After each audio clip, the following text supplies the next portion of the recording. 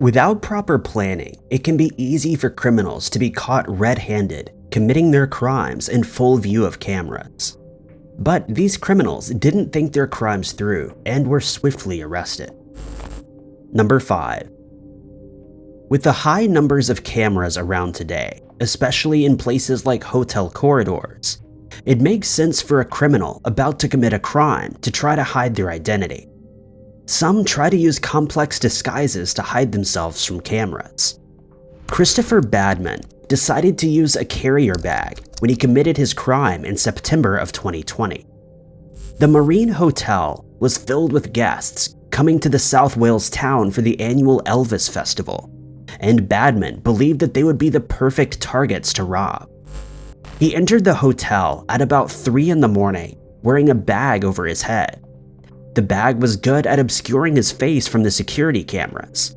It also wasn't the easiest thing for him to see through, and the cameras instead caught him stumbling down corridors before breaking into rooms. After breaking into one room, the guest inside woke up while Badman was trying to steal his laptop. Presumably, Badman had taken off the bag once out of view of the cameras to try to be more stealthy. But when the victim woke, Badman rushed out of the room without putting the disguise back on. The cameras outside got a good image of Badman's face as he decided against breaking into another room and fled the scene. As he left the hotel, he tried to put his hood up to obscure his face again, but it was too late. After the robbery, detectives reviewed the CCTV footage and were able to identify Badman. He was later arrested and sentenced to 16 months in prison. Number 4. One of the dumbest crimes caught on camera occurred in May of this year, when a woman climbed into a zoo exhibit in El Paso, Texas. After the incident, a video emerged online on the Instagram page of The Real Fit Fam El Paso, with the caption, "This is unfortunately real." A local woman crossed into the spider monkey enclosure at the El Paso Zoo today and fed them hot Cheetos. The short video showed a young woman in a tank top and shorts, sitting beneath the waterfall of the open-air exhibit. To get there, she had to climb over a fence, through the bushes, and walk through a 4-foot moat. 2 of the monkeys, named Libby and Sunday, approached the intruder, who offered something to them. When neither monkey took what was in her hand, she threw it behind her. After having her fun, the intruder climbed back through the moat and was helped out of the enclosure. Unsurprisingly, the incident caused outrage online. It was only after the video was published that the El Paso Zoo learned of the incident, as the zoo didn't have any security cameras in that area. Friends of the woman in the video soon got into contact with the zoo and identified the woman as 26-year-old Lucy Ray. According to the zoo director, they had given him so much information he probably knew more about her than he did his own daughter. Ray immediately faced consequences for her actions when she was fired from the law firm where she worked as a paralegal. She was also arrested by local police as the zoo wanted to press trespassing charges against her. Not long after she became unemployed, another law firm hired her, hitting out at her previous employer for firing Ray over giving a treat to a monkey and taking food away from Ray's young daughter. Thankfully, zoo staff said Libby and Sunday weren't harmed by the incident. They don't know whether or not the monkeys ate the unauthorized treat, as they were more concerned with the stranger in their enclosure.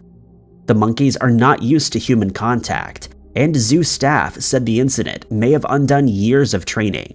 They were also concerned Ray could have potentially passed COVID-19 to the animals, but luckily that wasn't the case. Number 3. On August 4th, 2021, a man using the pseudonym Jeff returned to his parked car after dark to find a woman he didn't recognize trying to get it to start. He started recording on his mobile phone as he confronted the woman. She said her friend had told her she could use the car, and that she must have mistaken Jeff's car for hers. When Jeff confronted her, pointing out that she was trying to break down his steering column, she tried to leave the scene. but the woman had left personal belongings in the car and wanted to get them. Jeff continued to record as he denied the woman access to his car again and told her to call the police if she wanted them. The woman left, and Jeff was left with her phone and credit cards and IDs belonging to a variety of people. It was clear this wasn't the woman's first act of robbery, and soon a whole host of crimes was uncovered. Jeff gained access to the woman's phone with the help of her own fiancé. He discovered her name was Elizabeth Cook and had access to all of her social media accounts. He uploaded the video of Cook trying to break into his car to her Facebook account and uncovered Facebook messages with other people discussing other burglaries and crimes.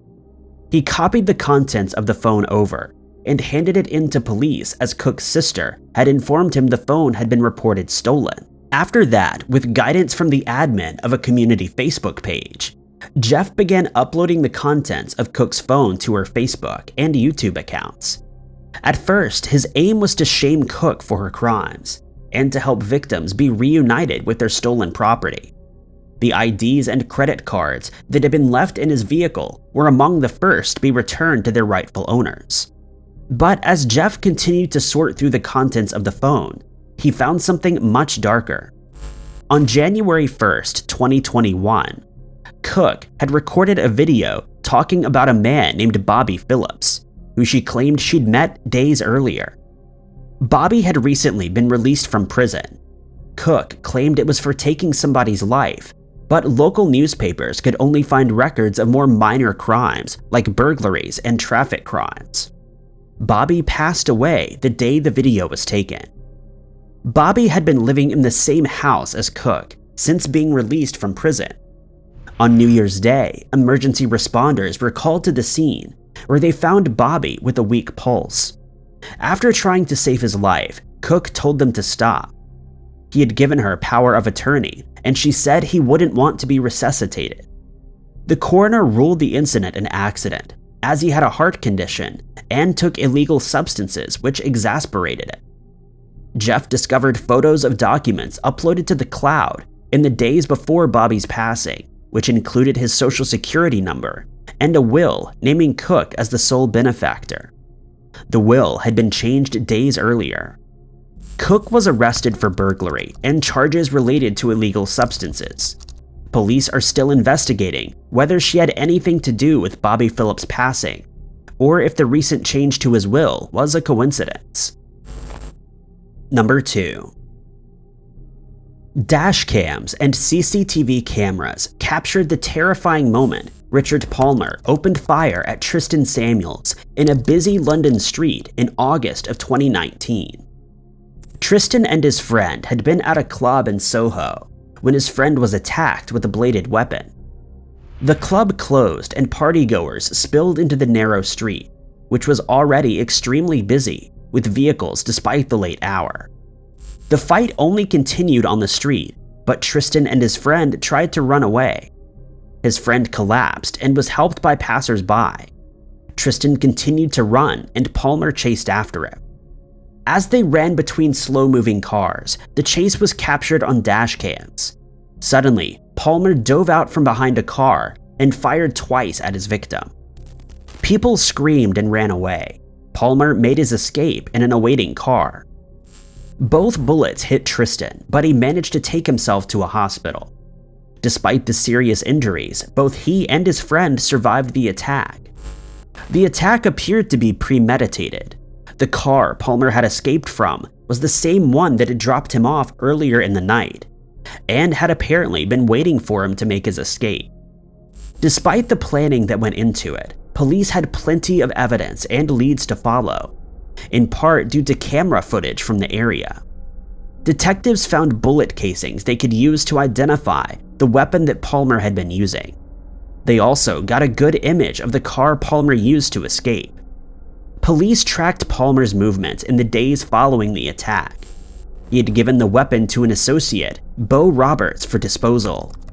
When police came down on Roberts' home, they found a cache of illegal weapons and substances worth hundreds of thousands of pounds. They eventually tracked down Roberts himself, hiding out at a hotel a friend had booked for him. All 3 men were charged with numerous substances and weapons-related crimes, while Palmer was charged with the attempt on Tristan's life. They'll serve a total of more than 40 years in prison. Number 1. An attempted hit on a rival business owner had already gone terribly wrong when Feroz Sulman and his friends realized their crime had been caught on Sulman's own CCTV cameras. A 19-year-old student had been innocently walking down the street to buy groceries when she was caught by a bullet intended for Sulman's rival. She sadly lost her life, and the entire incident was caught on camera. The story started in 2019 when the owner of a store called Quick Shine expanded his business from just car washing to selling tires. Quick Shine was next door to Sulman's own business, a tire store called RI Tires. Sulman didn't like the new competition. The rivalry became violent at times, with the fire being set outside of RI Tires, and the police were called when the owner of Quick Shine wouldn't let workmen putting up an RI Tires sign come into his yard. In May of 2020, Sulman had decided to put an end to the competition once and for all. He and a friend hired a hitman for $1,500. The plan was to take out the Quick Shine owner outside of his own store, where Sulman could get a front row seat to the crime. The car containing the criminal drove past the premises 3 times before the final fateful drive-by. At the same time, the law student had been sent out by her parents to buy groceries for when they broke their fast later that day. Her path took her past the 2 tire shops. As she went past, the hitman fired twice. One bullet hit the window of the Quick Shine store, and the other struck the girl in the shoulder.